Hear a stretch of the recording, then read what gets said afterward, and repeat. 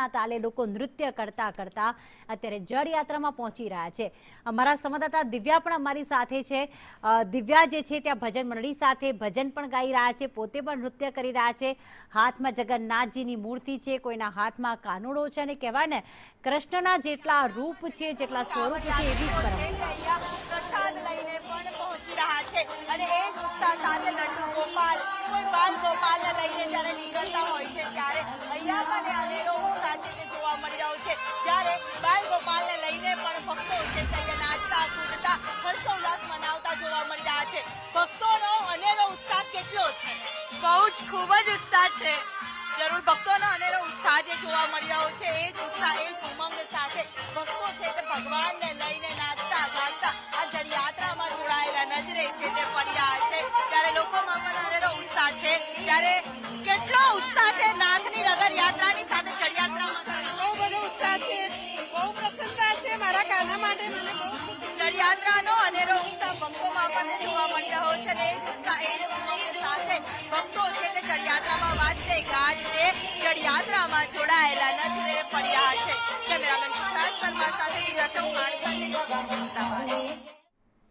આજે અમદાવાદના રસ્તા ભક્તિમય બની ગયા છે, કૃષ્ણમય બની ગયા છે, જગન્નાથજીના ભક્તિમય બની ગયા છે, કારણ કે રથયાત્રા પહેલાની આ જળયાત્રા ખૂબ જ શુભ માનવામાં આવે છે। આપ જોઈ રહ્યા છો કે એક ભક્તના હાથમાં એક ખૂબ જ સરસ મજાની પ્રતિમાઓ છે, જગન્નાથજીની, બહેન સુભદ્રાજીની, ભાઈ બલભદ્રજીની। એક એવો પ્રસંગ છે કે જાણે અને કંઈક એવું મંદિર, ભગવાન હંમેશા રાધા સાથે જોવા મળતા હોય છે જગન્નાથજીની, પરંતુ આ જગન્નાથજીનું મંદિર છે કે જ્યાં જગન્નાથજી ભાઈ અને બહેન સાથે બિરાજમાન છે। ત્યારે ભૂદરના આરેથી કે જ્યાં ગંગા પૂજન કરવામાં આવશે ને ત્યારબાદ એ જળ 108 કળશમાં ભરીને અને મંદિરે લાવવામાં આવશે। ત્યાંથી કશ્યપ અમારી સાથે જોડાઈ ગયા છે। કશ્યપ, કેટલી જ વારમાં ત્યાં જળયાત્રા પહોંચી જશે ને હાલમાં ત્યાં કેવો ભક્તિમય માહોલ છે, કોણ કોણ ત્યાં ઉપસ્થિત છે?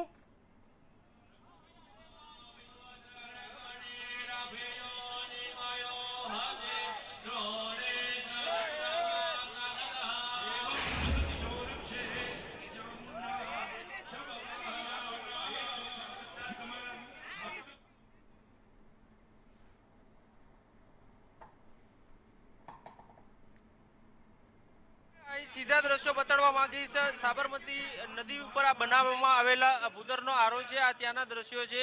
108 કળશ જે છે તે અહીં લાવી દેવામાં આવ્યા છે અને અહીં પૂજન અર્ચન છે તેની શરૂઆત કરી દેવામાં આવી છે।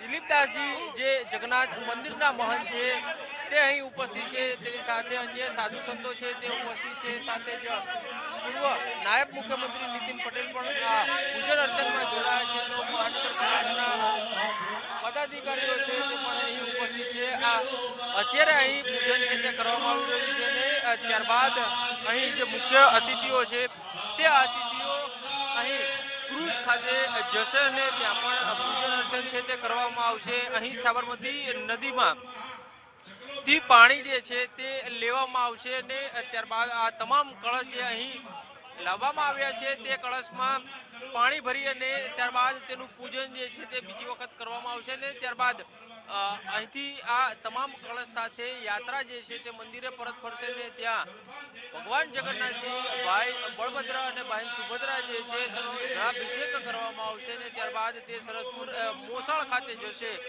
રથયાત્રાના દિવસ સુધી તે ત્યાં રોકાશે, એટલે કે 15 દિવસનું ભગવાનનું રોકાણ છે તે મોસાળમાં હશે ને ત્યાં મામેરા સહિતની વિધિ જે છે તે પૂર્ણ કરીને ત્યારબાદ ભગવાન જગન્નાથજી જે છે તે પોતાના ભાઈ અને બહેન સાથે પરત ફરશે। જોઈ શકાય છે કે અહીં તમામ મહાનુભાવો છે તે આ પૂજન અર્ચનમાં જોડાયા છે અને આ પૂજાનો લાભ જે છે તે લઈ રહ્યા છે। નેતાઓ ઉપસ્થિત છે, સંતો ઉપસ્થિત છે અને ભક્તો ઉપસ્થિત છે। ગજરાજો સાથે અહીં આ યાત્રા છે તે ભૂદરના આરે પહોંચી છે અને હાલ આ પૂજન અર્ચન ચાલી રહ્યું છે। બિલકુલ, વધુ અપડેટ માટે કશ્યપ આપના સંપર્કમાં રહીશું। આભાર તમામ માહિતી બદલ। તો ભૂદરના આરે હાલમાં કળશ પૂજનની શરૂઆત થઈ ચૂકી છે, એટલે કે પવિત્ર જળ ભરીને અને ત્યારબાદ કળશ પૂજન કરવામાં આવ્યું છે। મેં પહેલાં પણ કહ્યું ને કે પરંપરા આમ તો 1878થી ચાલી આવે છે રથયાત્રાની, જળયાત્રાની, પરંતુ કહેવાય ને કે સમય જતાં આખું જે પરંપરાઓ જે છે એમણે ક્યાંક અત્યારનું સ્વરૂપ પણ ધારણ કરી લીધું છે. એટલા જ માટે હાથમાં આપ જોશો કે જેમ એકદમ નાના કાનુડાની મૂર્તિઓ છે, અલગ અલગ સાથે સાથે ક્રૂઝમાં જઈને અને ત્યારબાદ ભૂદરનું જળ ભરવામાં આવશે, ત્યારબાદ ગંગા પૂજન કરવામાં આવશે. મૌલીબેન, આપણે જાણીએ છીએ કે સમય